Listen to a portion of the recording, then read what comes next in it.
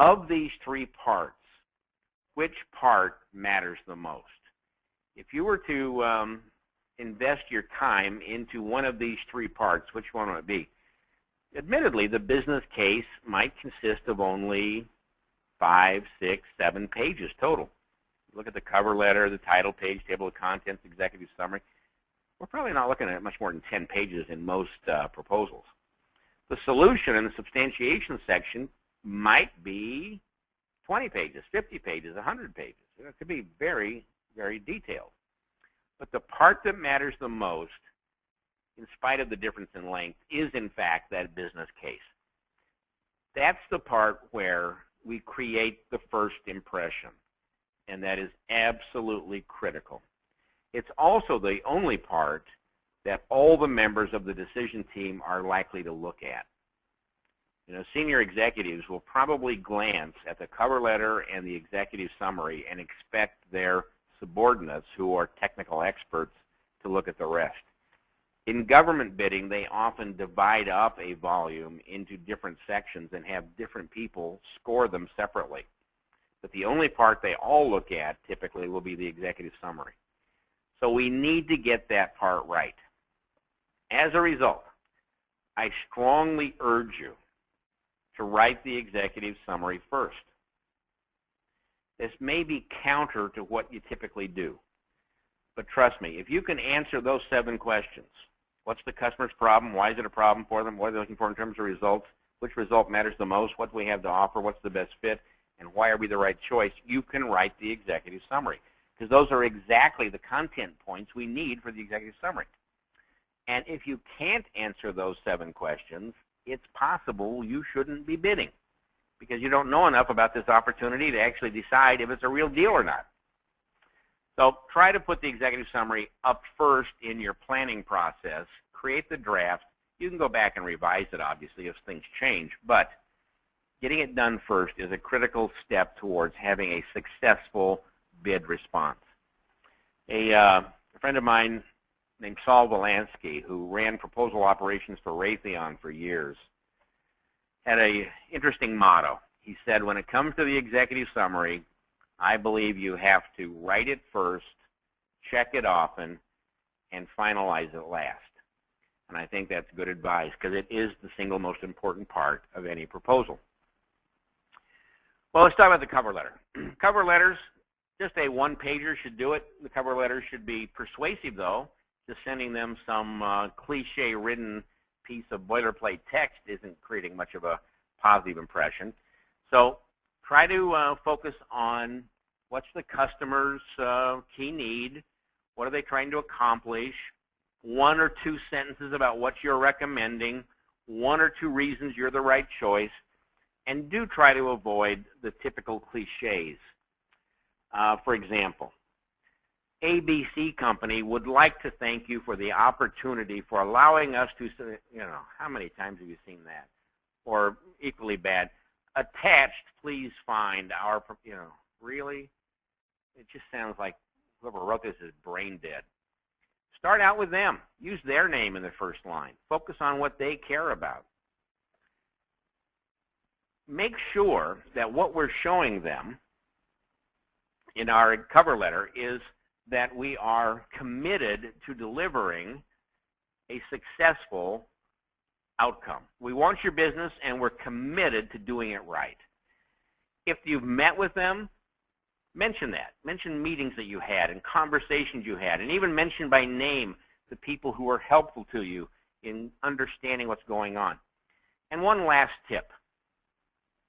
Avoid closing by saying, if you have any questions, please feel free to call.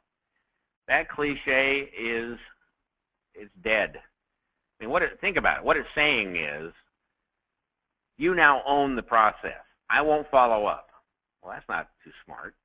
Let's follow. Now, sometimes in government bidding, you can't follow up. There's rules about you can't contact them. But if you're bidding into the private sector, you should take the control and say, I will call you next Wednesday to discuss. Secondly, what are we implying here? We're implying that this proposal I'm submitting is probably confusing. it's going to produce a lot of questions. So go ahead and call us. We'll try to figure out together what I really meant to say.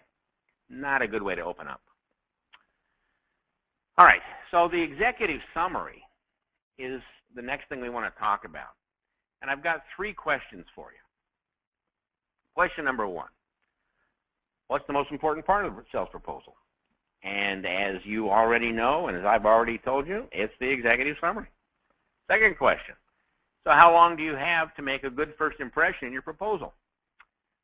Well, research indicates that you have, on average, 7 minutes. Your evaluator, your potential customer, is going to spend, on average, 7 minutes looking at your proposal before they put it in the short stack of the keepers or the tall stack of the losers. 7 minutes. So that would imply you'd better grab their attention quickly, establish that what you have to offer is relevant and meaningful, and deliver a pretty persuasive message right up front. Third question.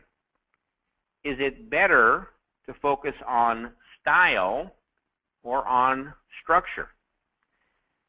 Is it the way you say it, the words you use, or the way you organize it, the sequencing of content? I was listening to a podcast recently from somebody who is supposedly an expert in persuasion, and he said, there are magic words that you need to use. And I thought, you got to be kidding me. Magic words? How about magic beans? We could plant those and climb our way to success like Jack. There are no magic words. The answer to question number 3 is structure. The human brain has evolved to seek out specific kinds of content in a specific order. And your customer has 3 questions that he or she wants answered, and they want them answered in this order.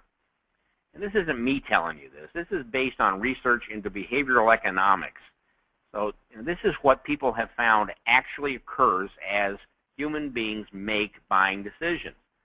Question number 1, are we getting what we need? Question number 2, okay, we're getting what we need, but is it worth doing? And question number 3, all right, they understand what we need, and there is a pretty good payoff, but can this vendor actually deliver the right results? Can they really do it? I hope at your end you're having a good experience with the computer. I'll tell you right now, I'm having really a lot of delays in advancing the slides and a lot of flashing, and I hope you're not seeing that. So if you are, I have no idea why it's happening, but hopefully it's not too disturbing to you. Hope we're not inducing any seizures or anything. Anyway, those are the 3, as I begin to have a seizure. These are the 3 questions that decision makers are going to be asking themselves. And the executive summary is the place we answer them.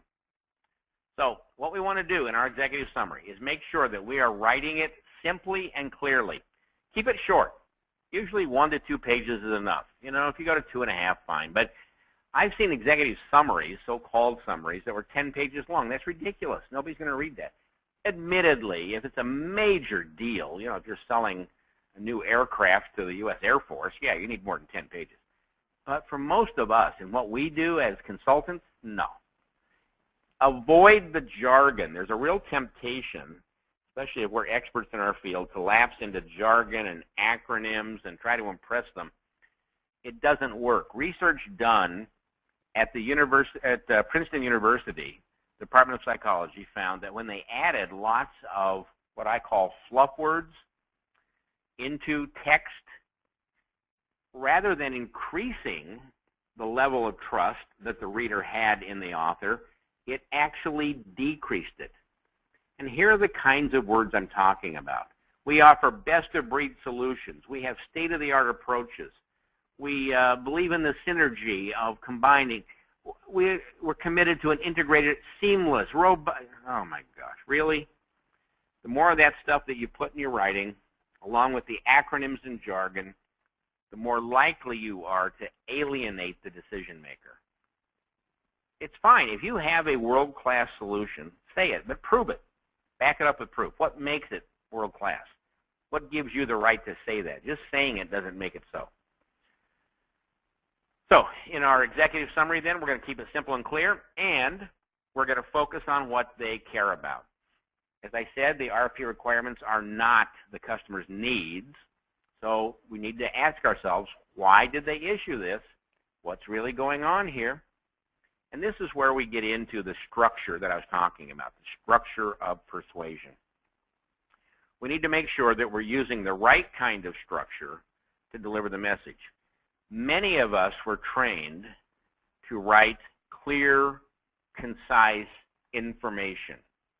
And although that's a valuable skill, that doesn't work in a proposal. Writing a proposal as though you were writing a white paper or a technical briefing will not convince the customer to do business with you. So, what is the right structure? It's a structure that I call the nose pattern. I call it the nose pattern because it'll help you remember the 4 elements of persuasive organization. First, state your understanding of the customer's needs. What is it they're dealing with? What's the need, the problem, the issue, the opportunity they want to address? Secondly, focus on the outcomes. Now, this step is a little counterintuitive. You might think, okay, I've defined the problem. Shouldn't I tell them how I want to solve it? Not yet. Because the reality is there are lots of needs and problems out there that will never get addressed because management has concluded it's just not worth it. So the outcomes have to be large enough to make them willing to invest in solving the problem. If you can demonstrate positive impact in one of those areas of value they care about, strategic or tactical or social, even personal, then they're interested in your solution. And that's the third step. The S component in nose is the solution. Recommend a product, a service, an approach that will solve the problem and deliver the outcomes. And then finally, give them the evidence they need to recognize you can do the job. That answers that third question they have, can this vendor really deliver?